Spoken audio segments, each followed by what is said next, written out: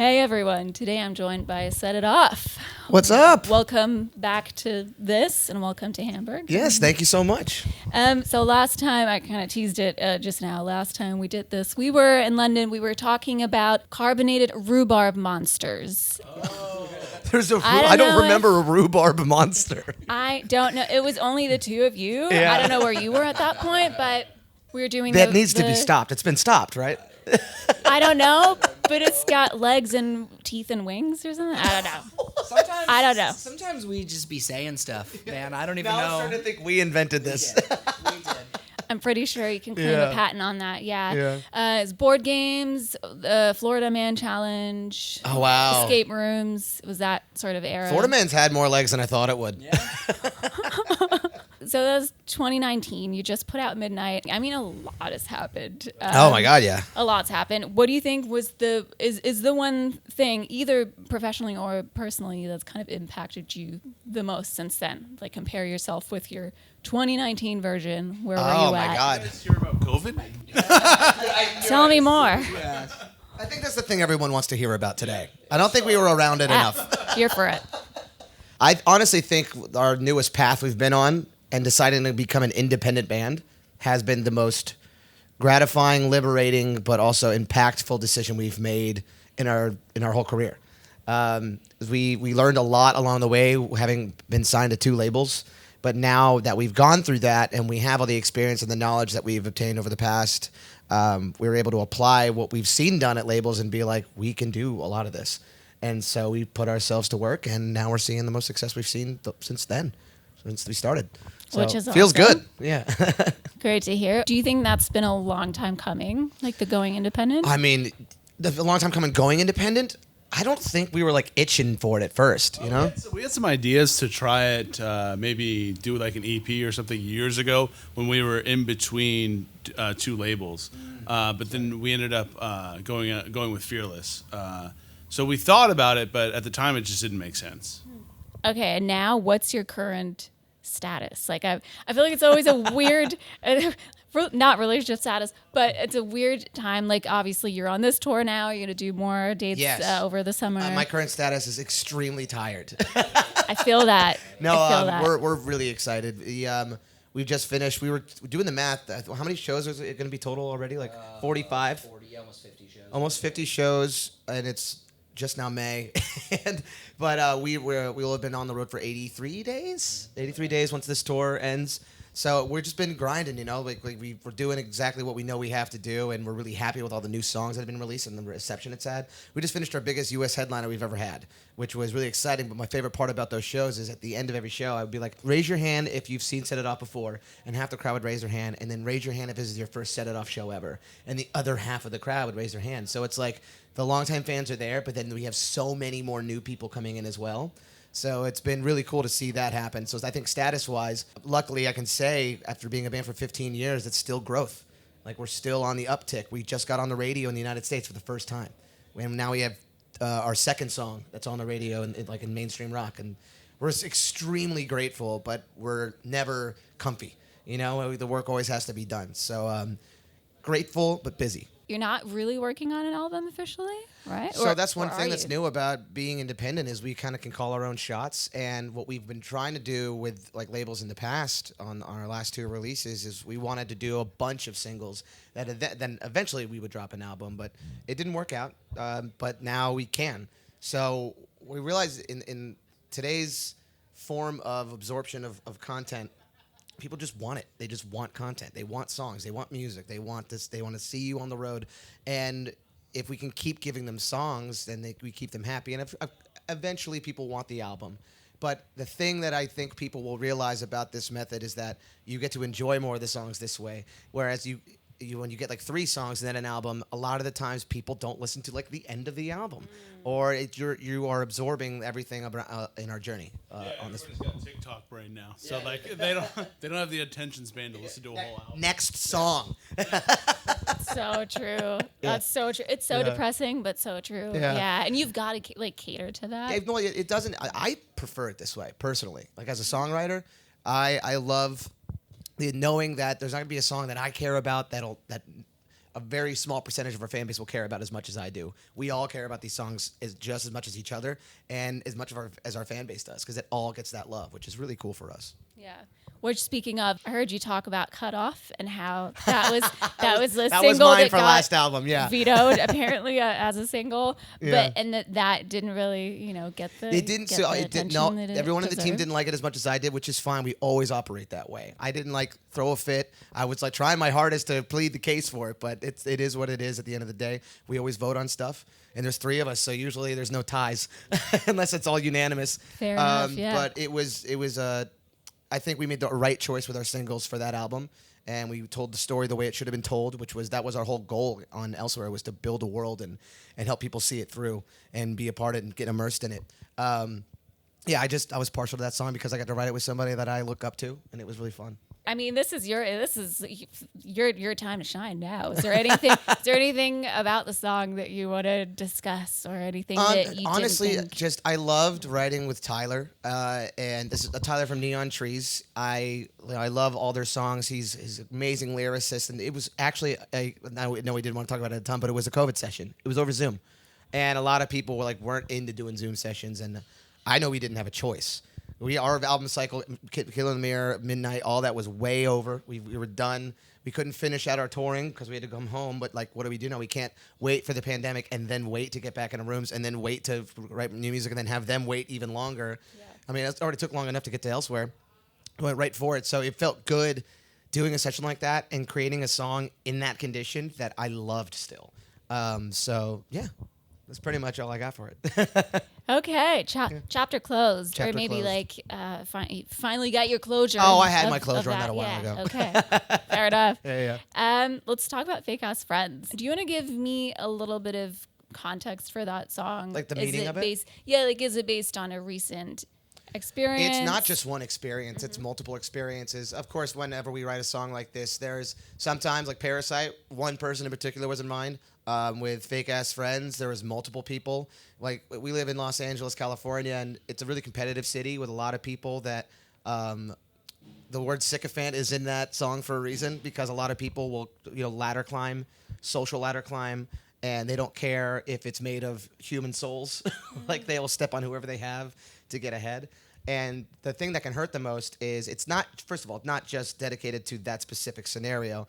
What I like hearing back about people listening to the song, it's about those friendships that you've made where you felt like you had something really true and promising and firm, and then you see them slip away and you wonder why, and then you find out that the reason was something so trivial as oh, I thought this person was gonna help me out in life better.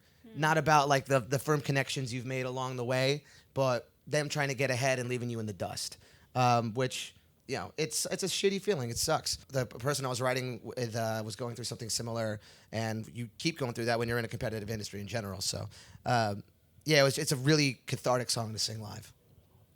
So I heard. I'm excited to hear it tonight. Maybe talking about bands that you tour with, and in particular heavier bands that you've toured with, and their audiences. You guys, all of y'all, you've got such a infectious, just positive energy. Just I was saying how the last interview I was just laughing the whole way through, and in your music is so colorful as well, and that sometimes is in stark contrast to kind of.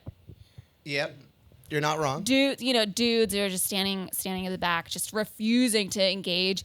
What do you do live to win these people over? Here's the thing. I think they get a bad rap. It's not that they want to hate you. It's that they want you to care. They want to know that you want to put on the best show humanly possible. You're not going to go up and just be all frills. They want you to care about your instrument. They want you to care about putting on a good show, and that you're not just going to phone it in. No one wants to see that. I think that's why people who are fans of metal love metal. They love watching people who love their craft. And we love playing live. We love the songs we're playing. We love interacting with the crowd. Because before we started touring with bands like Prevail again, which, by the way, their crowds are unbelievably cool and receptive because they have a cool balance of heavy to melodic, and it's just been really, we're in a great position right now. Them, Ice Nine Kills, they're way more receptive than I think people know that they are. But once you see us a few songs in, and I can be intense if I don't think people are moving their hands. But get your freaking hands up, but I don't say freaking. And, and the other one. I don't know what you mean. This Yeah, is a Whatever could PG-13 that channel. be? Yeah. We're all on the same team, and we're all doing it together. And they see that, oh, this is fun, and they're letting loose. Because sometimes it's a social thing. Like maybe you're not wanting to exert that much energy today. And that's why some people that feel that way stand towards the back. But that's okay. It's been great. And I'm glad we had the experience we did back in like 2011 when we were playing in front of like really like a bunch of heavy bands, because that's all we toured with at first. So it was kind of like a stiff lesson on how to like play in front of a crowd and understand what they're looking for. But it isn't it rewarding to see that really stern person to like turn. There's nothing more satisfying than when you see somebody in the back, arms crossed, straight face, and you set like a personal goal. You know, like by the end of the set, I want those arms uncrossed. I want to see you like at least flash a grin, because I don't know this person. You might have had the worst day of his life. So when you see that happen, you're like, oh, yes. So wild, the worst day of your life and still go to the show. Oh, I bought the tickets. I gotta go. Might as well. Non-refundable. Yeah. I always love bands that, you know, if I just hear the record, I might not feel it 100%, but then seeing them live really wins you over. Yeah. I love that. It used to bother me when people would say to us, like, I love how you guys sound live. Wish you could capture that energy into your songs. And I used to be like, that's such a backhanded compliment. But also it made me go like, what are we missing? And I feel like with this new style, we found a way to re-inject that energy. So I haven't heard that lately, so thank God. My next question. I was gonna actually refer to that and be like, you might in Germany, because I mean, they'll tell you how they feel. Sure, exactly. But they've been really. It's honestly now that you say that, that's really good news, because everyone's been really kind and had nothing but good things to say about our set. So we know they would tell us if they didn't enjoy it. You can always rely on Germans being just very, very honest. You know where you stand. Exactly. There you go. So Cody, I was gonna ask you in particular about whether you have any vocal warm-ups, because I mean, your vocal speed's really picked up, and sometimes I'm like, does it just come out like that and it's all on point, like, or how, like the rap stuff? Yeah, like, do you ever like bomb and kind of stumble over dude, the second verse of Projector was the hardest thing I used to kick myself for writing it, but it's that triplet part. They would hear me all the time. If I mess it up, I just repeat it and repeat it and repeat it and repeat it and repeat it.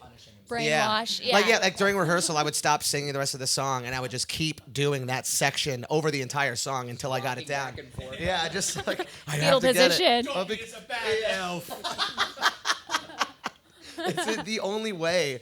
He's like, and that's how we all are. If there's something we can't get, we just repeat it and work at it and grind until it comes out. And that's just, it's nothing. I don't think for me it's anything special, because that's how I learned how to do it. Was just anyone can. You keep repeating it. You slow it down. That's another thing too. I don't know if people are watching this that haven't had like a musical background or anything where you just practice something, but slowing something down to practice it.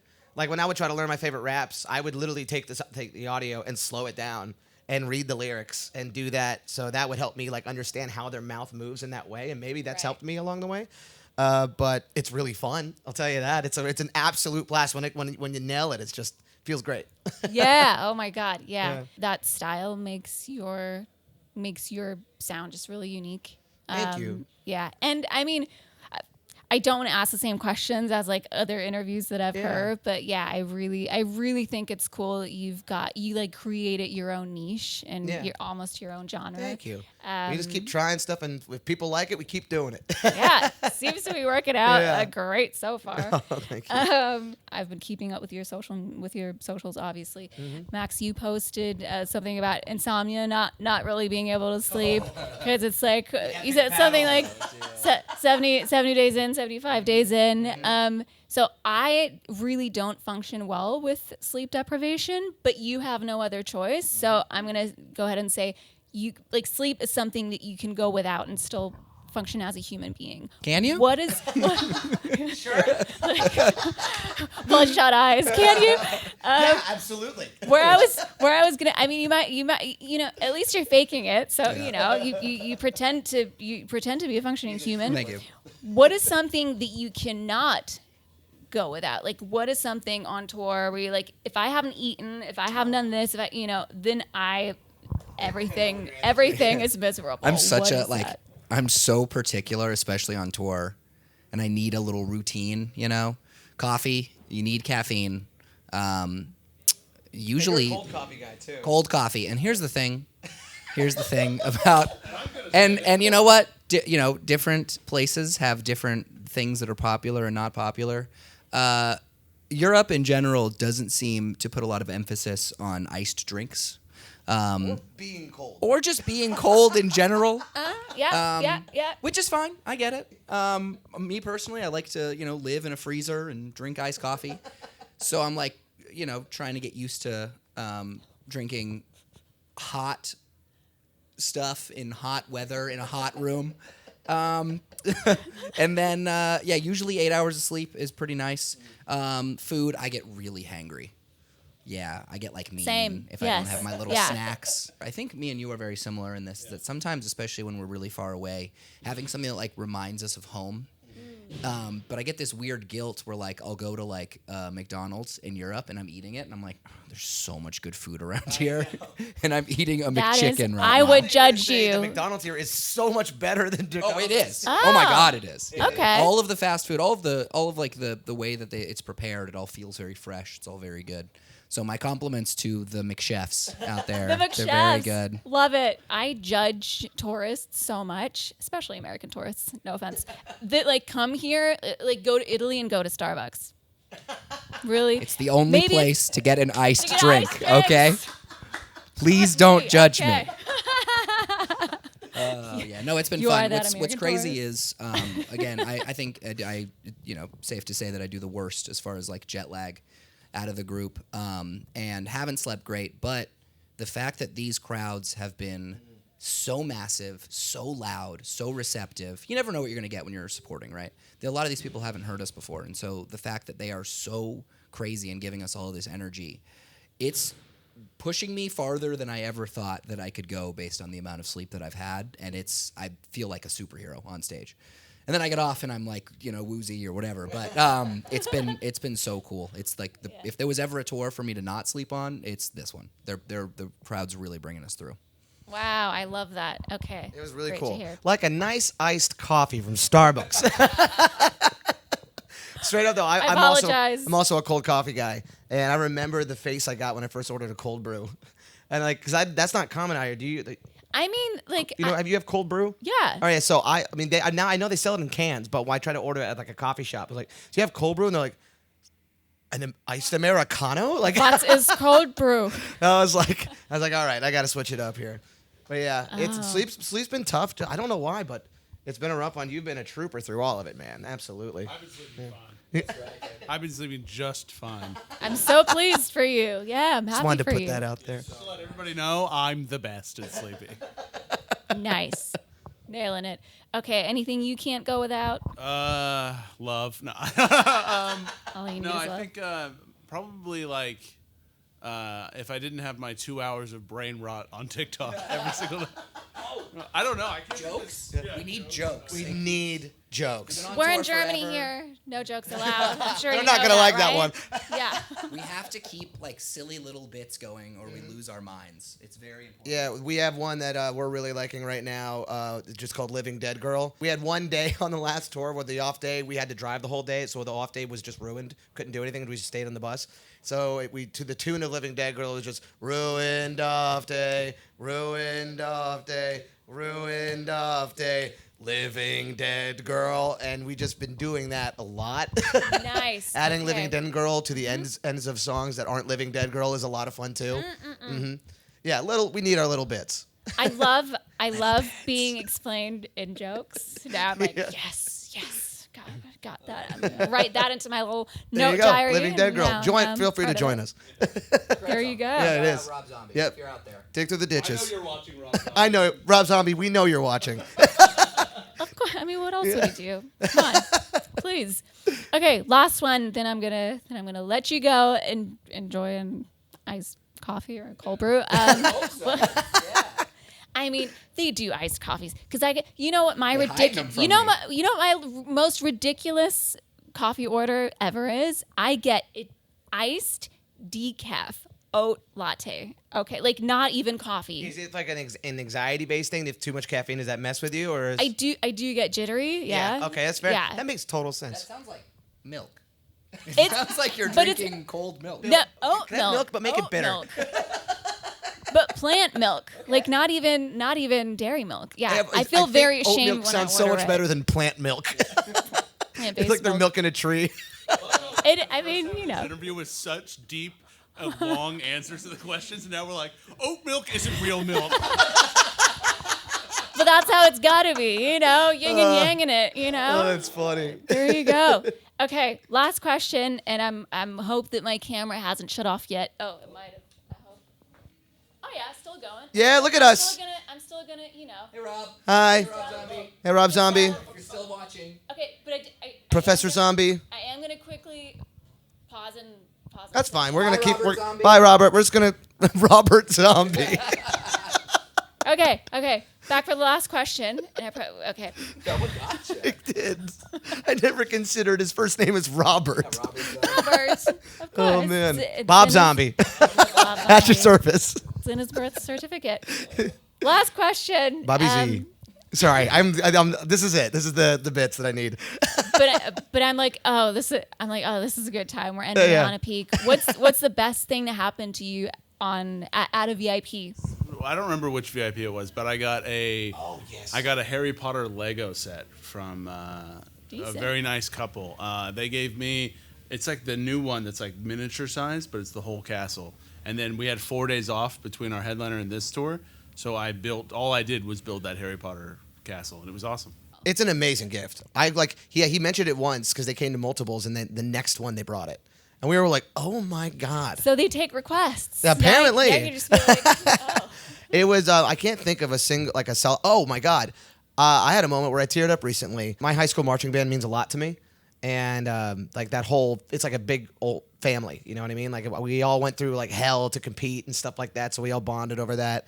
And a guy that went to my high school, I'm getting chills thinking about it, that was in the band when I was there, showed up, and I haven't seen him in so long. He was like a freshman, I was a senior, so we didn't hang out a ton.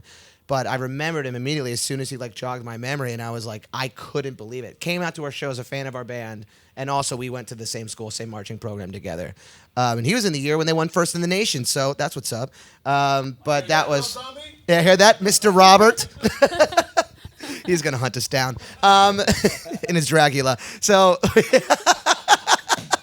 no, but for real, that was a really touching moment, and I really, really loved it. Wow. Okay. The first one that comes to mind, we have this longtime fan named Jade who's incredibly talented, and every time she comes to a show, she creates this like, I don't even know how to describe it, just the coolest art you've ever seen based on like whatever the newest song we put out was.